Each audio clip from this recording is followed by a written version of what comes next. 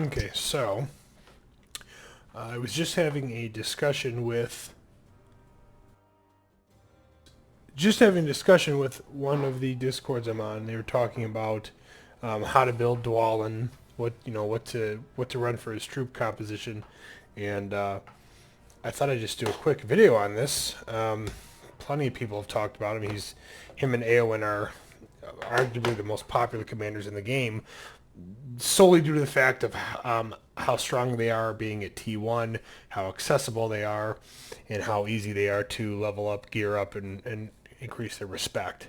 But anyways, I wanted to go over a couple things here that I think would be very helpful depending on the, he's a T1 commander, but also players are in tiers. There's free to play, which is a tier 1. There is what the term is a dolphin who spends, X amount of dollars, which is a tier 2, and then there's your whales that are tier 3s. So let's see here. So anyways, looking at Dwalin, if he is at, we're going to go into his, ignore the, so if he's at respect 0, and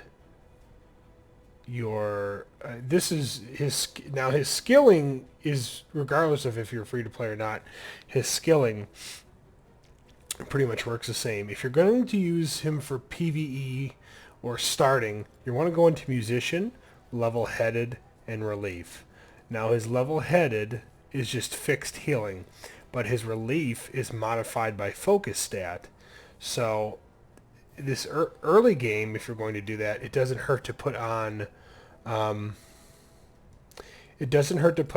wizard fireworks with mend, or just a wizard's fireworks in general with focus buff, hobbit fiddle with focus buff, drums of Moria with focus buff, once worn out smoking, but it doesn't hurt to put those on him early game if he's one of your starting commanders, because it's going to help his focus level and then help modify the recovery he's providing to the troops. So this is your PvE build for R0, R1, R2, essentially focusing on musician to sustain his troops and then pushing into an experienced warrior. Collaboration hunt down.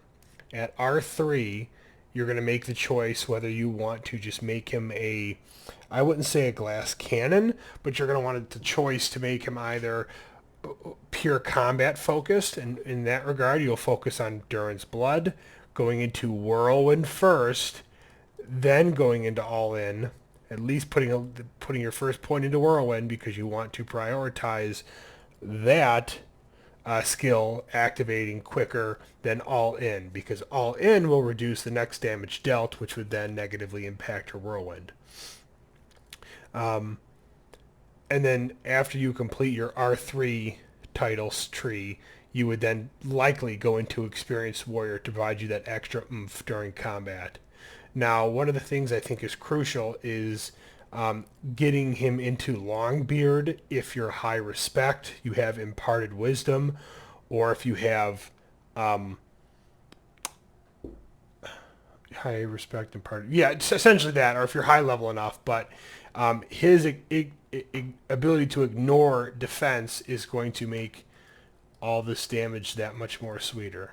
Now you can use either Longbeard, which unfortunately requires you to put points into Warrior of the Lonely Mountain, or you can circumvent that requirement, save your skill points, and actually just give him a weapon that has the ability Flay. Now, it doesn't work over the entire battle like Longbeard does, but physical damage ignores 5% of target's defense. So,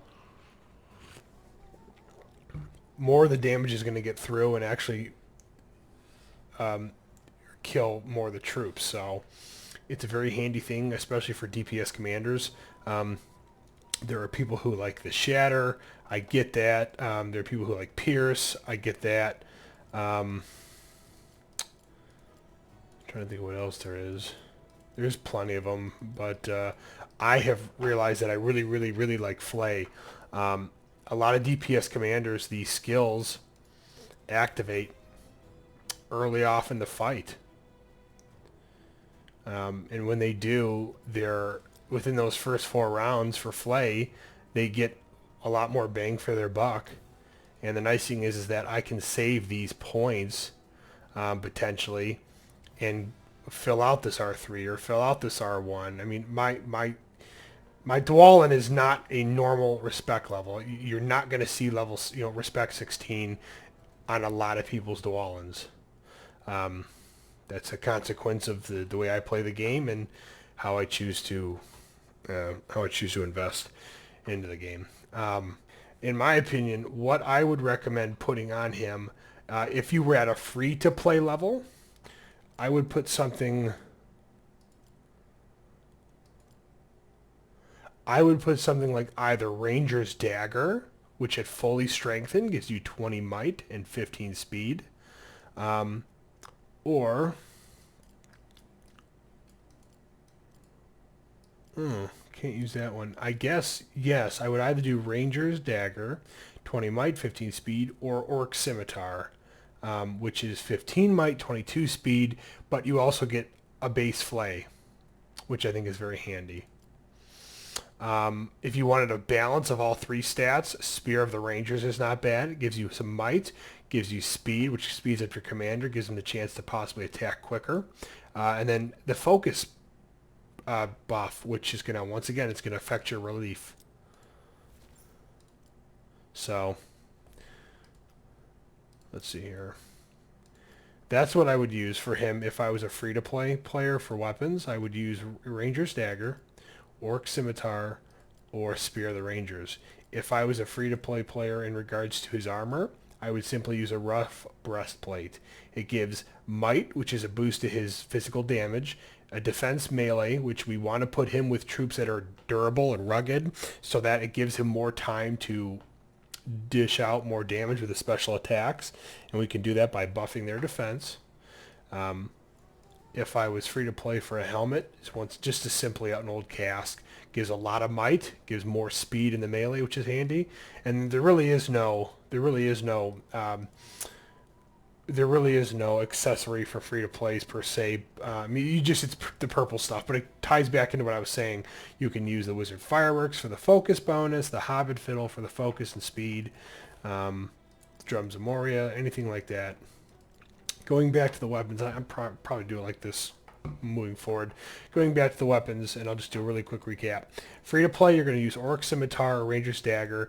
If you're moderate level where you have access to purples, Warhammer, I think goes up to 36 might total, and I think it's 21 defense on the dwarves. That's not bad. If you had to go for an effect, I'd probably go for Shatter, and that way you have the chance to inflict negative defense, and then your troops can follow up and hit the target again. But I would probably, my go-to, if you had Hammer's not bad, but my go-to would be Battle Axe of Flay. This maxes at 48 might and 30% damage or defense ignore. That's pretty substantial. Now, if you were to get this up like here, this is a 48% might and 30% within first 4 rounds. If you pair that with maxed Longbeard at 50%, that is an 80% defense ignore within the first 4 rounds, which then drops to 50%. That is, I want to test that to see what it looks like, but it's just one of those things where you kind of have to pick your poison on what you want to take away. I might do that. I don't know. I might take away Hunt Down and then a little bit of collaboration to try to get this push to max. Because that, like I said, that's going to be an 80% within the first 4 rounds. That's substantial reduced defense or ignore defense. If you're a whale, if you have access to golds, you can push his R10 respect on him, twin axes. I choose not to. I prefer to invest my gold elsewhere. For me, that's the Hammer of Moria. That's a 51 might, 24 defense, which once again, we need his troops to stay alive longer to allow him to do the damage, and that's by increasing their defense, making the enemy have to work harder while you're working smarter. Lethal Weapon, I think, is very good. It's just adding more physical damage Another opportunity, or another weapon I would have, another weapon I would use if I had the opportunity would be an Axe of Khazad-dûm. It is a pure might weapon, offers no other stats, but I believe it maxes at 58 or 60. But I like Panic. Now it's only at max, it's only a 50% chance, but any commander that you can have items on that allow the chance or a guarantee to inflict madness is huge. Then at that point, the enemy's doing your work for you. Um, it's a work in progress that I'm trying to get ready for season 3. My goal is to probably run Gimli, Gimli with this, or potentially, I don't know, maybe potentially King Aragorn, but I really like King Aragorn for the weapon I have currently with the Might and Flay. So that's what I would do if I was a whale. I would run preferably Hammer of Moria because the gear just sinks well. Most of the Dwarven gear is high might and then buffs to Dwarven units, and Dwarves have the highest defense on the good side, so it sinks well with giving Dwalin a unit that can survive to allow him to do damage. If I was going armor, once again, rough breastplate free to play, I would go with a scale mail with a gallant as the effect to 36 my might, to 18 my focus. That improves our healing, and then just keep stacking that defense. Keep stacking that defense for the troops. My whale gear is Durin's Plate. Gives us the focus, the effect on the HP and attack of dwarves, and vulnerability. Once again, we're trying to ignore his defense. We're trying to bypass his defense. So giving him long beard or giving him flay and then having an attribute or an effect like this where it reduces enemy defense, boom, that's what we want. We want to take away their defense, we want to keep our troops alive, and we want to steamroll them. As far as helmets go, once again, we're looking at an old cask, very simple modifier, but solid might, honestly, for 30. For the helmet, you really can't go wrong. So Brutal Helmet's a good early starter. That's one of the ones I got first. Bone Helmet would be great. Bone Mask, 18 might, 18 focus, buffs our army HP, and then guarantees, if you want to refine it, if you have the ability, the extra items, guarantees madness. But this is your go-to, is going to be a full helm, because you can get allied reduced damage, meaning your troops stay alive longer because they're taking less damage, and it gives just a full bore on might. For your whale helmets, very situational. Cask of Pride offers solid might, offers increased defense, reduced damage. Iron Bassinet offers solid might, offers army defense for the dwarves. So these two are really good for just trying to increase your might, reduce your army damage.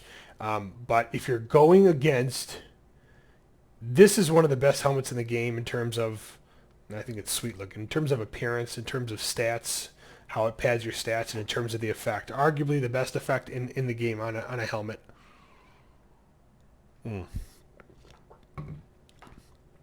This is going to be huge to counteract a lot of Gandalf the Greys, a lot of people with bone masks and hysteria, a lot of Witch Kings, anything that stuns or causes a lot of Grimas.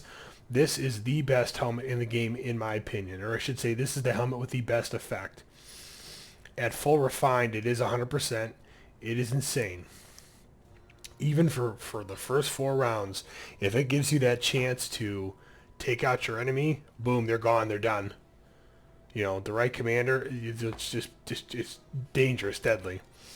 For an effect, purple is just really open. For Dwalin, purple is really open. I did like Drums of Moria because it was somewhat, well, thematically it felt relevant to them, but also it was one of the few accessories that gave us might. So I'd go with Hithlane if possible, because Hithlane with Mend is a nice pad. If you choose to go for his sustain build, which is his bottom R1, it actually pads really well with the Mend. But with my gold gear, I have a Airborne's Pride, which gives me might, which continues to buff our HP dwarf units, and has Iron Guard, which offers a pretty solid. It's 36% at max level.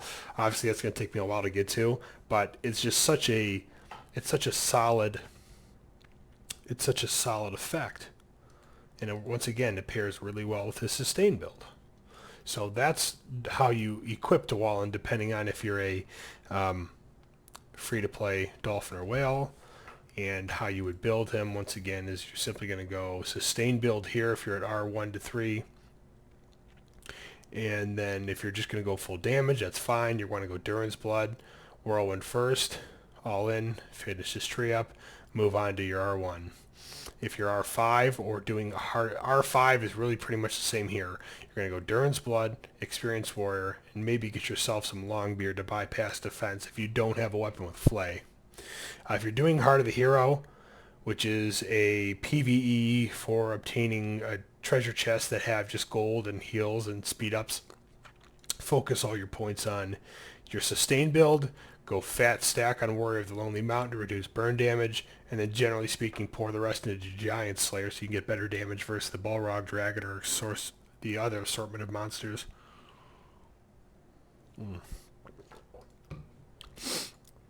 Now, I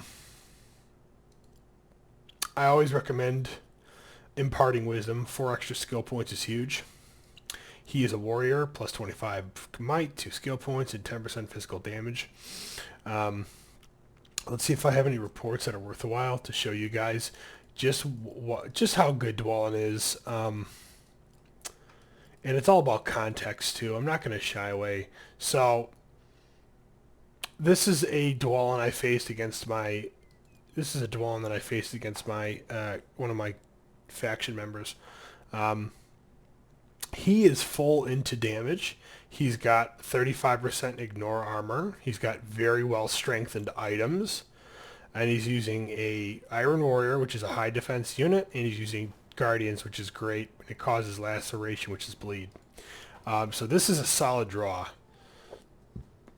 This is a solid draw. Now, my at the time, my points were distributed to full sustain, a top R1, just because I didn't want to risk putting a bunch of points into his special abilities and not be able to top it off. And then for kind of silly dealy, but then the rest of it's in his R3. So anyways, yeah, if I was to look at this, I'd be like, okay, this is strange. You have a way higher respect Dwalin. You have gold gear, but you drawed pretty badly. Well, that's not exactly true. So yes, these are T4s. That's very true. But if you look at a couple things here, we did 1,100 more confirmed kills. We did about approximately 750 more wounded, and we got about 40,000 heal off. This is a solid win. We smoked all his T4s. We smoked a lot of his Guardians, and I consider this a win. Now, I could have went full damage build, and that might have clapped him fully, but I wasn't too worried about it because I really wanted to see what this kind of build would look like, where it's focused on some sustain paired with this, and then where it's a focus on normal attacks. So I take that as a win. It is a heavy draw, but I take it as a win. Another one we have here is versus a level 50 Karun, which is a T3 commander. Look at that damage.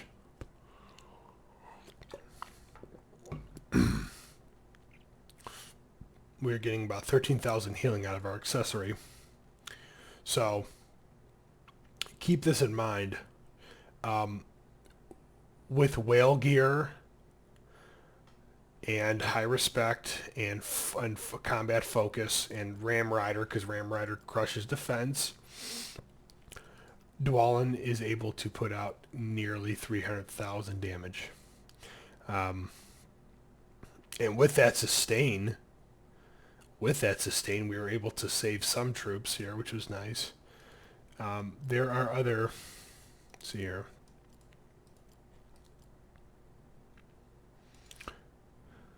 Here's another one. So this is another prime example.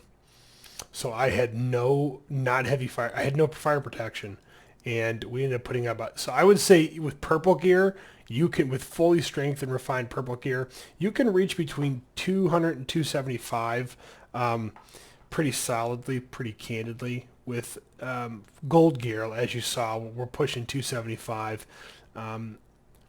With the right weapon, with Flay or with just ignoring defense, we could probably push 300, which puts him squarely up where Gimli's at. Yeah, see, Gimli was 249, and he only had one unit. If I would have had Ram Riders, I might have full KO'd him. Let's see here. 200,000. Very common for him to get to 200,000 and over. It just depends on how much he gets countered. I got smoked there. Or no, actually that was a tile. I'm an idiot. Trying to think. So anyways, just boils down to he's a solid T1 commander, very accessible. Get him respected up. Try him out with Erebor. Anywhere else, just get him some T3 Guardians, some Ram Riders. Ram Riders crush defense. Like we said, we ignore defense, we crush defense. We want, we take, we seize. And with him, you can't go wrong. Focus on building his might, but if you can also pad his focus, spend your points on building his might and your equipment, but if you can also pad his focus stat, if you're going to go sustain build, it will help. So I hope you guys enjoyed that. And if I kind of wish I was as detailed as all things Middle Earth with spreadsheets, but that's just not the kind of person I am. So the next calendar we'll focus on is going to be Eowyn. So I will see you guys in the next step.